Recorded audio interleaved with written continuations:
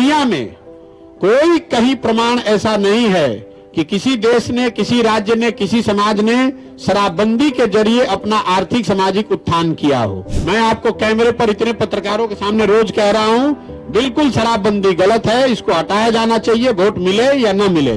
शराबबंदी में पर मेरी राय पहले दिन से जो है बिल्कुल स्पष्ट है कि इस नीति को हटाया जाना चाहिए। शराबबंदी लागू करना गलत है। पहले ये भाजपा वाले जो नीतीश जी के साथ थे तब शराबबंदी के सपोर्ट में थे। तेजस्वी यादव चिल्ला रहे थे कि नीतीश कुमार शराब माफिया को बढ़ा रहे हैं। आज तेजस्वी यादव बगल में बैठ के मुस्कुरा रहे हैं, भाजपा वाले चिल्ला रहे हैं।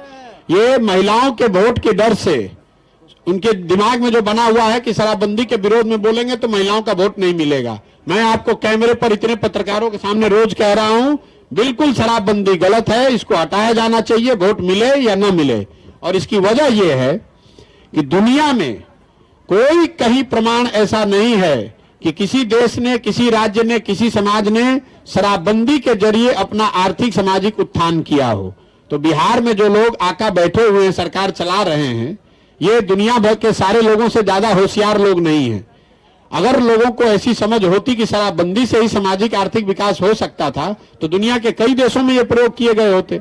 जहां पर भी प्रयोग किए गए लोगों ने माना कि इसका कोई फायदा नहीं, नुकसान बहुत है। आप बिहार में देख रहे हैं कि शराबबंदी कहीं लागू है नहीं। मैं 1200 गांव में जाने 1200-1500 गांव में जाने के बाद बिल्कुल विश्वास से कह सकता हूं कि हर गांव में शराब उपलब्ध है, घर घर होम डिलीवरी हो रही है। और शराबबंदी के नाम पर शराब के दुकान बंद हो गए हैं, होम डिलीवरी तो हो ही रही है। शराब के दुकान बंद होने से बिहार को 20,000 करोड़ रुपए का हर साल का राजस्व का नुकसान हो रहा है।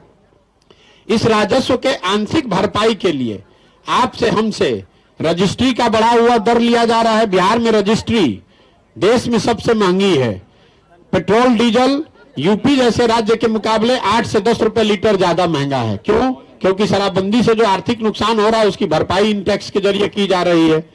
और आर्थिक नुकसान के अलावा जो सामाजिक इसका पहलू है, बड़ी संख्या में जो युवा है वो शराब माफिया से जुड़ गया, वो शराब के धंधे में लिप्त है, वो शराब का अवैध कारोबार कर रहा है। मैं रास्ते में चलता हूं, मुझे ऐसे लोग भी मिलते हैं जिनको लोग बताते हैं कि शराब माफियाओं ने यहाँ 40-40, 50-50 बाइक नए खरीद कर लोगों को दे दिए हैं, बच्चों को, जो शराब का धंधा करते हैं।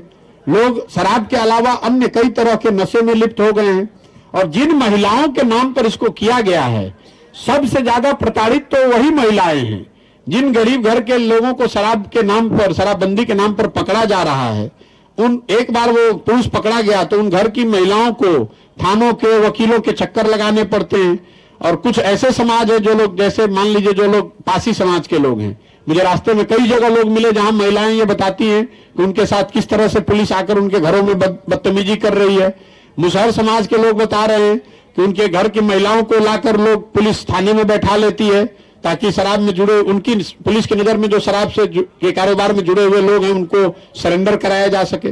तो महिलाओं का कोई फायदा नहीं है, आर्थिक नुकसान अलग है, युवाओं को आप अलग बर्बाद कर रहे हैं। और पूरा प्रशासन जो है शराबबंदी के नाम पर अपना काम छोड़कर शराबबंदी लागू करना, शराबबंदी छुपाना, शराबबंदी से वसूली करना, इसी काम में लगा हुआ है।